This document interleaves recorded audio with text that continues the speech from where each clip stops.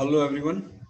હું છું doctor મોહલ banker intervention radiologist અને આજે આપણે વાત કરવા જઈ રહ્યા છે એક નવી ટેકનોલોજીની that is called genicular artery embolization. It's a new way for treatment of osteoarthritis of knee joint. ઘૂંટણનો વા એ બહુ જ કોમન સમસ્યા છે. દરેક ઘરમાં જે વડીલો હશે એમને આ પ્રોબ્લેમનો સામનો કરવો જ પડ્યો હશે. અને શરૂઆતમાં શું થાય કે દુખાવો થાય ઘૂંટણમાં અને આપણે દુખાવાની ગોળીઓ લઈએ અથવા તો થોડી કસરત કરીએ ફિઝિયોથેરાપીથી એને મટાડવા પ્રયત્ન કરીએ. પણ એક સ્ટેજ એવું આવે છે કે જ્યારે આ બધી વસ્તુઓ કામ કરતી નથી. ફિઝિયોથેરાપી કરવાથી પણ કે દુખાવોની ગોળી લેવાથી પણ દુખાવો જતો નથી. એટલે કંટાળીને પછી આપણી પાસે એક જ ઓપ્શન રહે છે ઘૂંટણનો સાંધો બદલાવાનું, ઓપરેશન કરવાનું. પણ આજે નવી ટેકનોલોજી આવી છે that is called genicular artery embolization. એ એના જે મેઇન રૂટ કોઝ છે એને ટ્રીટ કરે છે. એ root of cause is very important word. આપણે જો કોઈ પણ વસ્તુનું, કોઈ પણ સમસ્યાનું મેઇન જે કારણ હોય એ કારણને આપણે જો દૂર કરી નાખીએ તો એ સમસ્યાનું આપણે જડ મૂળમાંથી નિરાકરણ આવી જાય છે. એવી જ રીતે આજે ઓસ્ટિયોઆર્થ્રાઇટિસ ઓફ ની જોઈન્ટ કે જેને ઘૂંટણનો વા કહેવાય છે એનું આજે આપણે મેઇન મૂળભૂત સમસ્યાનું જડ જોઈએ આપણે. સો અત્યાર સુધી એવું મનાતું હતું કે જે ઘૂંટણનો વા છે that is a wear and tear process. એટલે જેટલું તમે ઘૂંટણનો સાંધો વાપરશો એટલો સાંધો ઘસાશે. પણ હવે જે નવી રિસર્ચ થયેલી છે એમાં એક વસ્તુ એડ થઈ કે એ ઘૂંટણનો સાંધો વાપરવાથી તો ઘસાય છે પણ જોડે જોડે એની અંદર કન્ટિન્યુઅસ ક્રોનિક ઇન્ફ્લેમેશન થાય છે. So now what is a chronic inflammation? This is very important word. ક્રોનિક ઇન્ફ્લેમેશન એટલે આપણા શરીર જ જે એ શરીરની ઇમ્યુનિટીનો એક આપણે શરીર જ એક આપણા શરીરમાં જે વાયરસ કે કોઈ પણ જગ્યાએ કોઈ ભાગે કરે છે કે વાયરસ કે બેક્ટેરિયા એન્ટર થાય છે તો જેનો પ્રતિકાર કરે છે એ જે સિસ્ટમ છે that is called inflammation. Chronic ઇન્ફ્લેમેશન એટલે કન્ટિન્યુઅસ આ ઇન્ફ્લેમેશન ચાલ્યા જ કરે બોડીમાં. એક્યુટ ઇન્ફ્લેમેશન એટલે ચાલુ થઈને થોડા સમય બંધ થઈ જાય. ક્રોનિક શબ્દ જેવો છે કે that is continuous inflammation is going on. ઘણા બધા રોગ છે જે આ ક્રોનિક ઇન્ફ્લેમેશનના શિકાર થયેલા છે. જેમ કે ઘણા બધા ઓલ્ડ એજ પીપલમાં મેક્યુલર ડિજનરેશન થાય છે જેને કારણે જે વિઝન છે એ વિઝન ઓછું થઈ જાય છે. રટાઈનામાં એક સ્કારિંગ ડેવલપ થાય છે because of the chronic inflammation. અને એ થવાનું કારણ પણ આ જ છે કે ક્રોનિક ઇન્ફ્લેમેશન થયા કરે છે, નવી અંદર વેસલ્સ ફોર્મ થાય છે અને એની ટ્રીટમેન્ટ પણ આ જે નવી વેસલ્સ ફોર્મ થયેલી છે એને બંધ કરી અને એ આગળ વધતું અટકાવવાની જ છે. એવી જ રીતે ઘણા બધા રોગો છે જેમ કે અલ્ઝાઇમર્સ ડિઝીઝ તમે નામ સાંભળ્યું હશે. બીજું એથ્રોમોડસ ચેન્જીસ આપણે તમે નામ સાંભળ્યું હોય તો આપણી લોહીની નળીઓમાં જે ચરબીનો પડ જમા થાય છે atheromatous changes that is a part of chronic inflammation. Even તો અત્યારે જે COVID-19 પેન્ડેમિક ચાલી રહ્યો છે તો એ COVID-19 જે વાયરસ છે એમાં કોઈ એન્ટીવાયરલ મેડિસિન તો છે જ નહીં. જે પણ મેડિસિન યુઝ થાય છે એના માટે that is a anti inflammatory medicine. જેમ કે સ્ટીરોઇડ યુઝ થાય છે તો સ્ટીરોઇડ એ ઇન્ફ્લેમેશન અટકાવે છે. સેકન્ડ લાઇન ઓફ ટ્રીટમેન્ટ છે રેમડેસિવિર જેવી મેડિસિન્સ વિચ આર ધ ઇમ્યુનોસપ્રેસન્સ એટલે બોડીનું જે રિએક્શન છે વાયરસ માટેનું જે ઇન્ફ્લેમેશન કરીને જે રિએક્શન આપે છે એ અટકાવે છે. So ultimately all the medicines are acting as a anti inflammatory medicine for the COVID-19. આવી જ રીતે ઘૂંટણના વાની અંદર પણ ઇન્ફ્લેમેટરી એક્ટિવિટી કન્ટિન્યુઅસ ચાલે છે અને એને અટકાવવાનું કામ કરે છે જેનિક્યુલર આર્ટરી એમ્બોલાઇઝેશન. સો આવો આપણે સમજીએ કે how this genicular artery embolization works on osteoarthritis of knee joint. તો સૌથી પહેલા જાણીએ કે what is osteoarthritis of knee joint. Generally છે ને બે હાડકા વચ્ચે ગાદી આવેલી હોય અને ગાદી કુશનિંગનું કામ કરે, બે હાડકાને ઘસાવા ના દે. પણ ધીમે ધીમે આ ગાદી ઘસાતી જાય એટલે બે હાડકા નજીક આવતા જાય અને જ્યારે મુવમેન્ટ થાય ત્યારે બે હાડકા ઘસાય ત્યારે દુખાવો શરૂ થાય. So this call osteoarthritis of knee joint. અને શરૂઆતમાં મોર્નિંગ સ્ટીફનેસ ડેવલપ થાય. પેશન્ટ સવારે ઉઠે ને ત્યારે થોડો સાંધો જકડાઈ ગયો લાગે. ધીમે ધીમે દુખાવો વધતો જાય. જ્યારે પણ એનું સાંધાની હલનચલન થાય ત્યારે દુખાવાની શરૂઆત થાય અને જ્યારે આરામ કરે ત્યારે દુખાવો મટી જાય. એના કરતાં પણ જ્યારે દુખાવો આગળ વધે ત્યારે એને કારણે એમની જે મોબિલિટી છે પેશન્ટ્સની એકદમ ઘટતી જાય. નીચે બેસી ના શકાય, ખુરશીમાં બેઠા હોય બી ઊભા થવામાં તકલીફ પડે. ઘણીવાર જે ઇફ્યુઝનને કારણે સાઇનોવિયલ ઇફ્યુઝન જે કહે છે એને કારણે પણ ઘૂંટણની આજુબાજુ સોજો આવી જાય. So these are the different symptoms of osteoarthritis of knee joint. પણ સૌથી ડોમિનન્ટ સિમ્ટમ છે દુખાવો. દર્દીને હંમેશા દુખાવો રહેતો હોય અને એ જ એની મેઇન કમ્પ્લેન હોય છે. હવે ઘણા બધા ફેક્ટર્સ આમાં કામ કરે છે. સૌથી વધારે ઇમ્પોર્ટન્ટ છે that is age. Second one is obesity. Obesity વાળું તમને આગળ જણાવીશ કે obesity is so much important factor જેને કારણે જોઈન્ટ પર કન્ટિન્યુઅસ પ્રેશર આવીને ઘણું બધું ડેમેજ થાય છે. Womens are more affected than men. And some professional hazards જેમ કે મેરેથોન રનર છે, વેઇટ લિફ્ટર છે, એ બધા પર ઘૂંટણનું એમને એ લોકોના ઘૂંટણ પર વધારે પડતો લોડ પડે છે. એને કારણે પણ આ વસ્તુ સારો જલ્દી ડેવલપ થાય છે. હવે ડાયગ્નોસિસમાં plain x ray gives lots of information. Plain એક્સરેમાં બે સાંધા વચ્ચેની જે ગાદીની જગ્યા છે એ ઘટેલી જોવા મળે. એના પરથી આપણને આઈડિયા આવી જાય કે આ ઘૂંટણનો ઘસારો શરૂ થઈ ગયો છે. એ ઉપરાંત sonography, MRI, these are the other modalities which gives us idea કે અંદર આ ક્રોનિક ઇન્ફ્લેમેશનની પ્રક્રિયા કેટલી ઝડપથી થઈ રહી છે અને એના આ જેનિક્યુલર આર્ટરી એમ્બોલાઇઝેશન કરવાથી પેશન્ટને કેટલો ફાયદો થશે. સો આ 4 સ્ટેજ ટોટલી આપણે જોઈએ છે કે જેને કારણે આ ઘૂંટણનો ઘસારો ધીમે ધીમે આગળ વધે છે. ફર્સ્ટ વન જોઈએ આપણે તો આની અંદર ગાદી બરાબર દેખાય છે સરસ રીતે અને જેનું એડવાન્સ સ્ટેજ છે ગ્રેડ 4 એની અંદર આ સાવ ગાદી ઘસાઈ ગયેલી છે. So these are the different stages. જેમાં stage 4 is a end stage. અત્યારે ટ્રીટમેન્ટ માટે એના બે પાર્ટ પડે છે. One is a non operative treatment and second one is a operative treatment. Non operative ટ્રીટમેન્ટમાં શું થાય કે શરૂઆતમાં જ્યારે દર્દીને દુખાવો થાય એટલે આપણે એને દુખાવાની ગોળી આપી અને દુખાવો મટાડવાનું શરૂ કરીએ, કસરત ચાલુ કરીએ. Physiotherapy is very helpful in initial stage. Weight લોસની એડવાઇસ આપીએ. એ પછીનો આગળ સ્ટેજ આવે ત્યારે ઘણા ઘૂંટણમાં ઇન્જેક્શન આપવાના હોય છે, સ્ટીરોઇડ્સના, PRPના. These all are work temporary. જ્યાં સુધી જે મેઇન રૂટ ઓફ કોઝ, જે આપણે સમસ્યાનું મૂળ કારણનું જ્યાં સુધી નિરાકરણ ના થાય ત્યાં સુધી આ વસ્તુ ટેમ્પરરી જ રહેવાની છે. અલ્ટિમેટલી શું થાય કે આ બધી વસ્તુ એક સ્ટેજે ફેલ થઈ જાય અને ત્યારે દર્દી પાસે સેકન્ડ ઓપ્શન રહે છે ઓપરેટિવનો, જોઈન્ટ રિપ્લેસમેન્ટ સર્જરી. આ નોન ઓપરેટિવ જે ટ્રીટમેન્ટ છે એમાં most important is a weight loss. કેમ weight loss?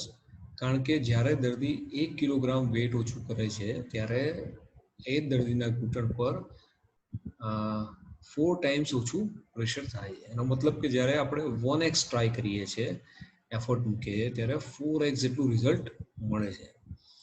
So I always insist patients that એમને બને એટલું પોતાનું વેટ રિડ્યુસ કરવું જોઈએ.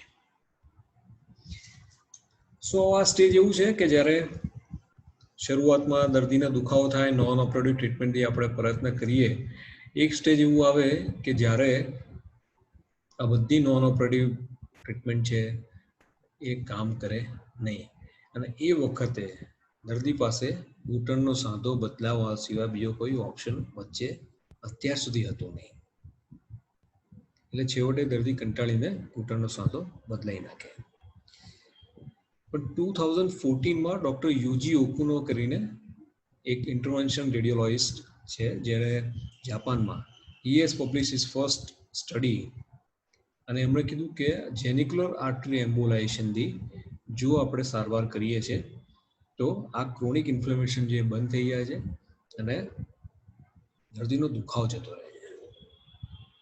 એ પછી તો બીજા ઘણા બધા પેપર્સ પબ્લિશ થયા 2017માં, હમણાં રિસન્ટ 2020માં પણ થયું છે. ઓલ ધીસ પેપર્સ સજેસ્ટિવ કે જેનિક્યુલર આર્ટરી એમ્બોલાઇઝેશન કર્યા પછી જે ફર્સ્ટ 6 મંથની અંદર 86% પેઇન જતું રહે છે અને over the period of 3 years ફોલોઅપમાં એપ્રોક્સિમેટલી 80% પેઇન રિલીફ થઈ જાય છે.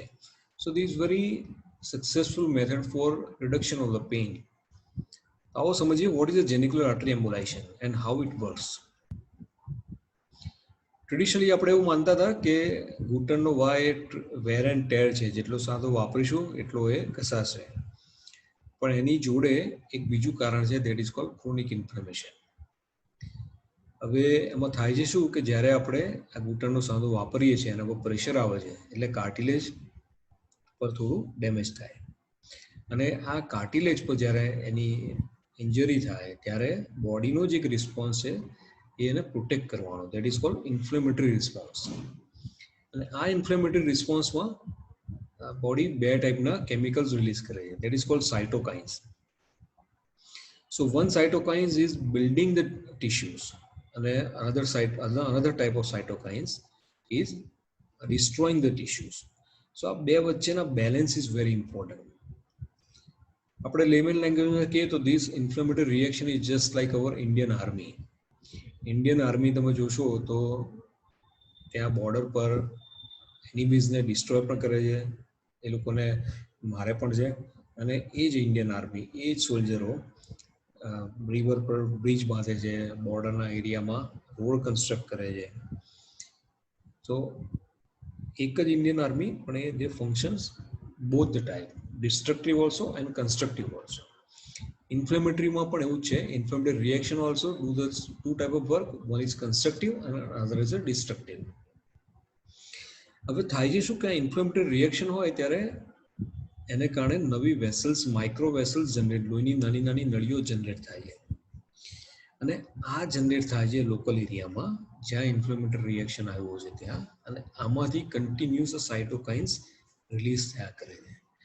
જેવા વધારે સાઇટોકાઇન્સ રિલીઝ થાય એટલે કાર્ટિલેજને વધારે ડેમેજ થાય અને અલ્ટિમેટલી એને પ્રોટેક્ટ કરવા માટે અગેન બોડી ઇન્ફ્લેમેટરી રિએક્શન્સ આપે. So this process is continuously going on.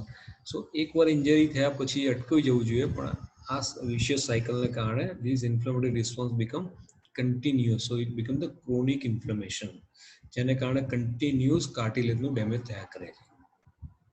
સો આને અટકાવવાનો શું ઉપાય છે? જો આપણે આ નવી વેસલ્સ, ન્યૂ વાસ્ક્યુલારિટી જે ડેવલપ થઈ છે એ નવી વેસલ્સ જેમાંથી સાઇટોકાઇન્સ રિલીઝ થયા કરે છે, આપણે જો આ વેસલ્સને એમ્બોલાઇઝ કરીને બંધ કરી દઈએ તો આ વિશિયસ સાયકલ અટકી જાય. There are lots of studies which is suggestive of કે આ ઓસ્ટિયોઆર્થરાઇટિસ ઓફ ની જોઈન્ટની અંદર આ ટાઈપની ન્યૂ વેસલ્સ ફોર્મ થાય છે અને આ જ વેસલ્સને આપણે માઇક્રો એમ્બોલાઇઝ કરીએ તો દર્દીનો પેન રિલીફ થઈ જાય. સો એક એક્ઝામ્પલ જોઈએ કે વી 69 years ઓલ્ડ મેલ પેશન્ટ, એનો એક્સરે છે જેની અંદર જોશો તો સાંધાની જગ્યા છે એ ઘસાયેલી છે પણ હજી ઘણી બધી જગ્યા બચેલી છે. કન્ટિન્યુઅસ 3 વર્ષથી એનો ઘૂંટણનો દુખાવો હતો. ઘણી બધી કન્ઝર્વેટિવ મેડિસિન્સ ટ્રાય કરી, પેઇન કિલર્સ, ફિઝિયોથેરાપી, ઇન્ટ્રાઆર્ટિક્યુલર ઇન્જેક્શન પણ લીધા, અલ્ટિમેટલી પેઇન મટ્યું નહીં. એને એમઆરઆઈ કર્યો. એમઆરઆઈમાં જે આ વ્હાઇટ પોર્શન દેખાય છે દેટ શોઝ ધ ઇન્ફ્લેમેશન. અને એ જગ્યાએ જ્યારે સિલેક્ટિવ જેનિક્યુલર આર્ટરી એન્જિયોગ્રાફી કરી તો આ જે બ્લેક પોર્શન આજે દેખાય છે ધીસ કોલ્ડ હાઇપરવાસ્ક્યુલર બ્લશ, કે આ જગ્યાએ હાઇપરવાસ્ક્યુલારિટી, નવી નવી વેસલ્સ ફોર્મ થયેલી. અને એનું પ્લાનિંગ કર્યું કે એમ્બોલાઇઝ કરવાનું. સો આ હાઇપરવાસ્ક્યુલારિટીને એમ્બોલાઇઝ કરી. So the is a before embolization picture છે અને in the same patient post embolization picture છે. તો આ બધી હાઇપરવાસ્ક્યુલારિટી જે અહીંયા દેખાતી હતી, નવી વેસલ્સ અહીંયા ડિસએપિયર થઈ ગઈ. So we have close that newly form vessels. બાકીની બધી વેસલ્સ છે જે નોર્મલી એ તો બધી સરસ રીતે ફિલ્ડઅપ થાય જ છે, પણ આ નવી જે ફોર્મ થયેલી એને આપણે માઇક્રોએમ્બ્યુલાઇઝ કરી. Is very specialise technique. અને એ કર્યા પછીનું તમે આ એનો પેઇન સ્કોરનો ગ્રાફ જોશો તો on the day of embolization patient has relieve more than 50% of pain. This very interesting thing. કેમ આવું થયું? સો એનું મેઇન કારણ એ છે કે આ જે નવી વેસલ્સ ફોર્મ થાય છે એની જોડે જોડે નવા સ્મોલ સેન્સરી નર્વ રૂટ્સ પણ ડેવલપ થાય છે, અને આ સેન્સરી નર્વ રૂટ્સ કન્ટિન્યુઅસ પેઇનનું સિગ્નલ મોકલ્યા કરે છે. પણ હવે થયું છે શું કે આપણે જ્યારે માઇક્રો એમ્બ્યુલાઇઝ કરીએ છીએ, આ જે માઇક્રો વેસલ્સને એમ્બ્યુલાઇઝ કર્યા પછી એ વેસલ્સ બંધ થઈ ગયા છે, ડિસ્ટ્રોય થઈ ગયા છે, તો એની જોડેના નર્વ રૂટ્સ પણ છે એ પણ ડિસ્ટ્રોય થઈ ગયા છે. એટલે પેઇન સિગ્નલ્સ એ બ્રેન સુધી મોકલતા નથી. That's why the patient has a relief of pain immediately, at least 50% immediately, and over the period of few months બાકીનો દુખાવો પણ જતો રહે છે. અને એમ્બ્યુલાઇઝેશનમાં જે પાર્ટિકલ્સ વાપરીએ છીએ એ ઓલરેડી આપણે અત્યારે ઇમિપેનમ કરીને એક મેડિસિન્સ આવે છે which is using as antibiotic in many cases. આ ઇમિપેનમના જે પાર્ટિકલ્સ છે એને જ્યારે કોન્ટ્રાસ્ટની અંદર મિક્સઅપ કરીને યુઝ કરવામાં આવે તો this is use as a temporary embolic material.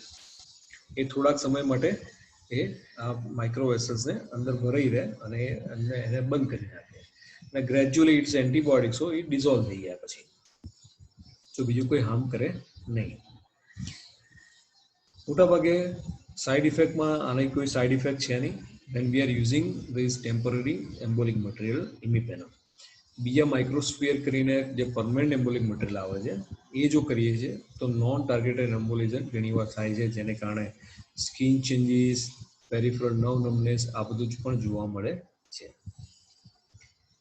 So this one case giving you example કે આ જ્યારે એન્જિયોગ્રાફી કરીએ છીએ, એન્જિયોગ્રાફીની અંદર these all are the genicular arteries, different branches આપણને દેખાય છે, પણ એના પરથી આપણે એવો અંદાજો નથી લગાવી શકતા કે કઈ આર્ટરીને કારણે કઈ આર્ટરીના એરિયામાં ક્રોનિક ઇન્ફ્લેમેશન વધારે છે. એના માટે સ્પેસિફિકલી જે આ દરેક આર્ટરીની સ્પેસિફિક એન્જિયોગ્રાફી કરવી પડે. જેમ કે આની એ સેમ પેશન્ટમાં જ્યારે આપણે જોયું તો આ જ પેશન્ટની અંદર આ સુપેરોલેટરલ જેનિક્યુલર આર્ટરી છે એની અંદર આપણે સિલેક્ટિવ એન્જિયોગ્રાફી કરી તો હાઇપરવાસ્ક્યુલારિક ફ્લશ અહીંયા દેખાયો છે. આ triangular area that is suggestive હાઇપરવાસ્ક્યુલારિક flush. પેશન્ટને પેઇન પણ આ જ જગ્યાએ હતું અને એને એમ્બ્યુલાઇઝ કર્યું. એમ્બ્યુલાઇઝ કર્યા પછી આ જે હાઇપરવાસ્ક્યુલર એરિયા હતો એ આ જતો રહ્યો છે. In the same patient this hypervascular disappears. તો આ જે નાની વેસલ્સ જે એમ્બ્યુલાઇઝ કરી એનાથી ક્રોનિક ઇન્ફ્લેમેશન બંધ થઈ ગયું and patient pain is disappear. So this is very important thing કે identify the chronic inflammatory area and microvascular vessels and embolize it. So કયા પેશન્ટમાં કરી શકાય? તો સૌથી પહેલા this knee pain should be more than 3 months over. At least 3 months over. એટલે જેનું એકાદ મહિના જૂનું પેન હોય જેને એક્યુટ પેન કહીએ એના માટે આ પ્રોસિજર નથી. This should be used for the chronic pain. બાકી એક્યુટ પેન છે એના માટે ફિઝિયોથેરાપી કે ઘણી બધી મેડિસિન છે એ પહેલા શરૂઆતમાં પ્રયત્ન કરવો જોઈએ. હવે ઘણીવાર સ્પોન્ટેનિયસ પેઇન થતું હોય, નાઇટમાં પણ તમે આરામ કરતા હોય ત્યારે દુખાવો થતો હોય, રેસ્ટિંગમાં પેઇન થતું હોય. So these all are suggestive of કે કોઈ આવી ક્રોનિક ઇન્ફ્લેમેટરી પ્રોસેસ કન્ટિન્યુઅસ અંદર ચાલુ છે જેને કારણે દુખાવો થાય છે. So these patients are really good candidates. Again, પેશન્ટને ઘણીવાર જો દુખાવો થતો હોય તમે ત્યાં દબાવીને ચેક કરો તો that is also sign of chronic inflammation, and for that genicular artery embolization is very good procedure. Again, patient જ્યારે કમ્પ્લેન કરે કે હું દાદરા ચડું છું ત્યારે દુખાવો થાય છે, પણ જ્યારે ફ્લેટ સરફેસ પર ચાલે છે ત્યારે દુખાવો થતો નથી. એનો મતલબ શું થયો કે જે ઓસ્ટિયોઆર્થરાઇટિસ ઓફ ની જોઈન્ટ જે ડેવલપ થઈ રહ્યો છે એ હજી શરૂઆતના તબક્કામાં છે. સો એની અંદર આપણે આ કરી શકીએ. પણ જો પેશન્ટ એવી કમ્પ્લેન કરે કે મને દાદરા ચડતા તો દુખાવો થાય પણ હું જ્યારે ફ્લેટ સરફેસ પર ચાલું છું ત્યારે પણ દુખાવો થાય. એનો મતલબ એ થયો કે ધીસ વેરી એડવાન્સ સ્ટેજમાં જેનિક્યુલર આર્ટરી એમ્બોલાઇઝેશનનો બહુ રોલ રહેતો નથી. બીજું યંગ એજ ગ્રુપ કે જેની અંદર ઘૂંટણનો સાંધો બચાવવાનો હોય છે. Second one extremely old age group કે જેની અંદર સર્જરીના પોતાના રિસ્ક ફેક્ટર છે. આ બંને ગ્રુપની અંદર genicular artery embolization is very helpful. And last, patient who does not want to go for surgery. જેમને પોતાનો ઘૂંટણનો સાંધો બચાવવો છે, રિપ્લેસ નથી કરાવવો, એમના માટે તો આશીર્વાદરૂપ છે. હવે આ પ્રોસેસ એમાં ના કરી શકાય. એક તો મેં તમને કીધું એક્યુટ પેઇનની અંદર ના કરાય. સેકન્ડ વન જોઇન્ટ્સની અંદર ઇન્ફેક્શન હોય, રૂમેટોઇડ આર્થરાઇટિસ હોય અથવા કોઈ વાગેલું હોય તો એમાં કરવો જોઈએ નહીં. જે પગની જે લોહીની નળી છે એની અંદર જો એથ્રોનસ ચેન્જીસ ડેવલપ થઈને જો એની અંદર બ્લોકેજ હોય તો પણ આ પ્રોસિજર એમાં ના કરવું જોઈએ. ઘણા બધા મને પૂછે છે, ખાસ અમારા ઓર્થોપેડિક મિત્રો, કે આ જોઈન્ટ રિપ્લેસમેન્ટ સર્જરીનું ઓલ્ટરનેટિવ બનશે ખરું? It's too early to say, but I think so. This procedure is very useful for mild to moderate osteoarthritis. Severe osteoarthritis માટે હજી પણ joint replacement surgery is the only option. અને single important criteria કે જેની અંદર ક્રોનિક ઇન્ફ્લેમેશન આપણને ખ્યાલ આવે, there is a local tenderness and some changes in to the MRI. આ બે જો વસ્તુ ભેગી થાય તો વી કેન કન્ફર્મ ને આ જગ્યાએ ક્રોનિક ઇન્ફ્લેમેટરી પ્રોસેસ ચાલુ છે અને જો જેનિક્યુલર આર્ટરી એમ્બોલાઇઝેશન કરીશું તો એમાંથી ચોક્કસ ફાયદો થશે. સો ઇન કન્ક્લુઝન, અત્યાર સુધી આપણી પાસે નોન ઓપરેટિવ અને ઓપરેટિવ ટ્રીટમેન્ટ વચ્ચે કોઈ બીજો ઓપ્શન હતો. જેનિક્યુલર આર્ટરી એમ્બોલાઇઝેશન્સ જેના રિઝલ્ટ ઘણા સારા છે. 3 વર્ષ સુધી 80% સુધીનું પેઇન રિલીફ થાય છે. સો અને એ આ રોગના જડ મૂળમાંથી આનું નિવારણ લાવે છે. સો genicular artery embolization has given a really good option for many patients. Thank you so much.